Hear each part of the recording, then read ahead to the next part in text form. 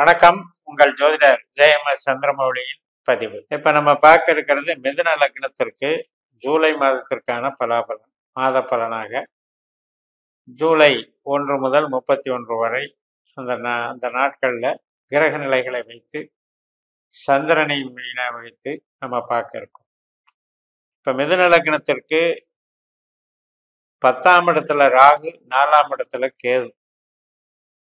இந்த 10ஆம் இடம் 4ஆம் இடம் என்பது தொழில் ஸ்தானத்துக்கும் உற்பத்தி சார்ந்த துறைகளுக்கும், நம்முடைய ஒரு உற்பத்தி சார்ந்த துறையில ஒரு மேனேஜ்மெண்ட்டா வேலை பார்க்கறதுக்கும், அல்லது எந்த துறையிலையும் நமக்கு கீழே ஒரு 10 பேர் வேலை பார்க்குறாங்க அப்படின்ற ஒரு கான்செப்டை அது வச்சிருக்கு. இந்த ராகு கேது 4-10 இருக்குது. இந்த ராகுவானவர் இப்ப புதனுடைய நட்சத்திரத்துல போயிட்டு இருக்கவர் ஜூலை 5ஆம் தேதி சனியினுடைய நட்சத்திரத்துக்கு மாறுகிறார், உத்திரட்டாதிக்கு மாறுகிறார். அப்ப அந்த காலகட்டத்துல நமக்கு என்ன மாற்றம் கிடைக்கும் அப்படின்னா, உற்பத்தி சார்ந்த துறையில இருந்து கொஞ்சம் மேனேஜ்மெண்ட்டு, மார்க்கெட்டிங்கு, கமிஷன், டிசைனிங் இந்த மாதிரி கொண்டு போகும். அது மாதிரியான ஒரு அமைப்பை கொடுக்கும். அதனால அதுல இன்வால்மெண்ட் அதிகமாக இருந்ததுன்னா உங்களுக்கு வளர்ச்சிகள் நல்லா இருக்கும். இப்போ ஒரு கமிஷன் பேசுறவர் மூளை உழைப்புல தான் பேசுவார். அதே மாதிரி ஐடி லைன்ல இருக்கவங்களுக்கும், கலைத்துறையில இருக்கவங்களுக்கும், மீடியாவில் இருக்கவங்களுக்கும், இந்த மாதிரி மூளை உழைப்பு சார்ந்த தொழில் செய்கிறவங்களுக்கும் இந்த ராகுனுடைய சனியின் நட்சத்திர மாற்றம் என்பது சிறப்பை கொடுக்கும். அதனால பாக்கியத்தில் இருக்கிற சனி பகவானுடைய தன்மைகளை இந்த ராகு பிரதிபலிப்பார். அப்ப நம்ம ஒரு ஆன்மீக சம்பந்தப்பட்ட தொழிலில் இருக்கவங்க, ஜட்ஜு நீதித்துறையில இருக்கவங்க, மற்றும் டிரான்ஸ்போர்ட்டர் லைன்ல இருக்கவங்க, லாஜிஸ்டிக்ஸ்ல இருக்கவங்க, கம்யூனிகேஷன் லைன்ல இருக்கவங்க, செய்தி விளம்பரத்துறையில இருக்கவங்க, உங்களுக்கு எல்லாமே நன்மைகளை கொடுக்கக்கூடிய ஒரு அமைப்பு. ஜூலை 5ஆம் தேதி வரைக்கும் நமக்கு நம்முடைய லக்னத்திற்கு ராகுனுடைய தன்மைகள் அங்க வெளிப்படும்.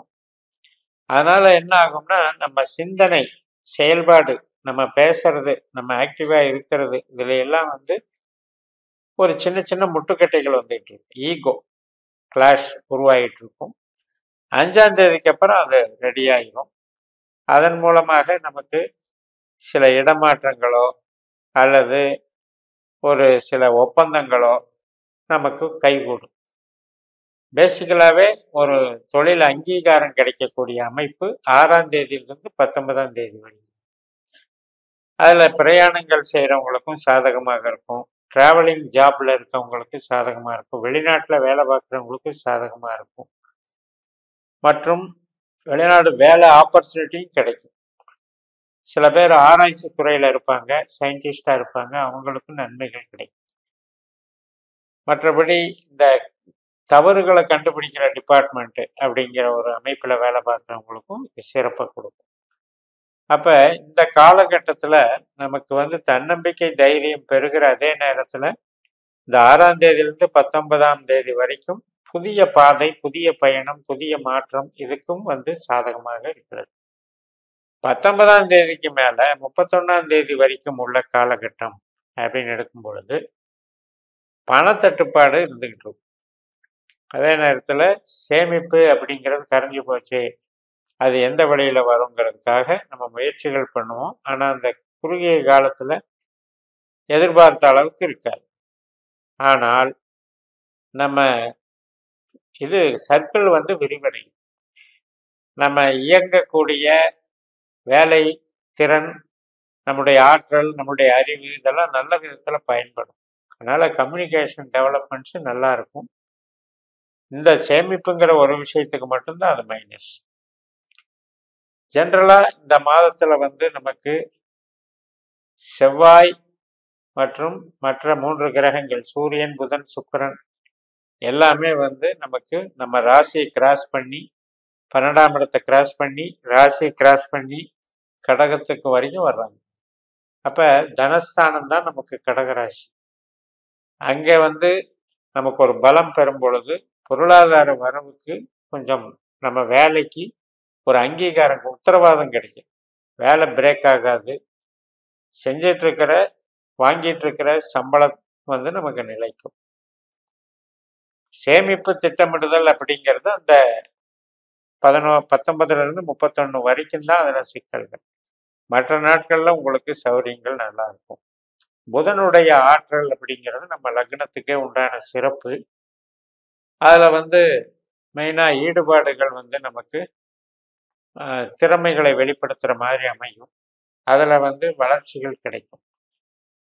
இப்போ ராகுவானவர் வந்து 10ஆம் இடத்துல இருக்கும் பொழுது உற்பத்தி சார்ந்த துறைகள்ல நம்ம இடமாற்றங்கள் பண்றவங்களுக்கும் இது சாதகமாகும். அல்லது ஒரு தொழில் ஒரு ஒரு ஃபீல்டை விட்டு இன்னொரு ஃபீல்டுக்கு மாத்துறதுக்கும் இது சாதகமாகும். இந்த குரு 12ல இருக்காரு அப்படிங்கிறது ஜென்ரலா நமக்கு ஒரு மைனஸ் நினைச்சிட்டு இருப்போம். பட் சந்திரனுடைய நட்சத்திரத்துல இருக்கிறதுனால செலவு பண்றதுக்கு ஏதோ ஒரு வகையில பணம் வந்துகிட்டே இருக்கும். சந்திரன் தான் நமக்கு தனாதிபதி, கையிருப்பு பணத்துக்கு அதிபதி. அதனால செலவுகளுக்கும் நமக்கு பணம் வந்து சப்போர்ட் வேணும் இல்லையா? அந்த விஷயத்துக்கு குரு வந்து நமக்கு சாதகமாக இருக்கிறார். அதே வந்து கணவன் மனைவி உறவு சார்ந்த விஷயங்கள்ல கொஞ்சம் விட்டு கொடுத்து போகணும். ஒருத்தருக்கு ஒருத்தர் வந்து கொஞ்சம் ஈகோ வளர்த்துக்காம இருக்கணும். பகை உணர்வுகள் வந்து அப்பப்ப தோண்டிக்கிட்டே இருக்கும். ஸோ அதை வந்து அவாய்ட் பண்றதுக்கு வழியை பார்க்கணும். ஏனென்றால் இந்த மிதுனம் என்பது டபுள் மைண்ட் ரோல். அப்ப ஒரு தடவை நம்ம பேசுறத வச்சுக்கிட்டு இன்னொரு தடவை நம்ம மாற்றி பேசும்போது அது பிரச்சனையாகும். இது வந்து வேவரிங் மைண்டு, ஆசிலேஷன் மைண்டுங்கிறது மிதுன லக்னத்துக்கு உண்டான விஷயம். அதனால உறவுகள் சார்ந்த விஷயத்துல, ஆனா அதை நீங்க வந்து டெக்னிக்கலா அதை வந்து டாக்டிஸா அதை சமாளிச்சு கொண்டு போயிடுவீங்க. இருந்தாலும் அந்த விஷயத்துல ஜாக்கிரதையாக இருக்கும். இப்ப நம்மளுக்கு குரு பகவானும் புதன் பகவானும் இயல்பிலேயே 2 பேருமே கொஞ்சம் ஒருத்தருக்கு ஒருத்தர் ஆப்போனன்ட் தான். அதாவது நம்மளுடைய இயல்பு புதனை போல, பார்ட்னர்னுடைய இயல்பு வந்து குருவை போல. அப்ப இது ஒரு கிளாஷ் இருந்துகிட்டே இருக்கும். ஏன்னா 2 மேதாவிகள், 2மே வந்து சுப கிரகங்கள். அதனால மைல்டா தன்னுடைய வேலைகளை காட்டிக்கிட்டே இருக்கும்.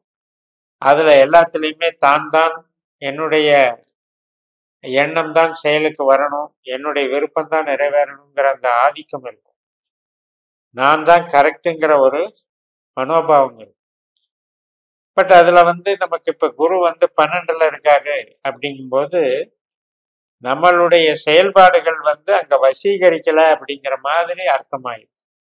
நீங்க கணவன் ஆணானால் பெண்ணுக்கும், பெண்ணானால் ஆணுக்கும் அந்த வசீகரத்தன்மை குறையும் போது சந்தேகமான மனப்பான்மைகள் ஏற்பட்டு பகை ஏற்படுவதற்கு காரணமாகுது. அதை பேஸ் பண்ணி கொஞ்சம் கொண்டு போய்க்கணும்.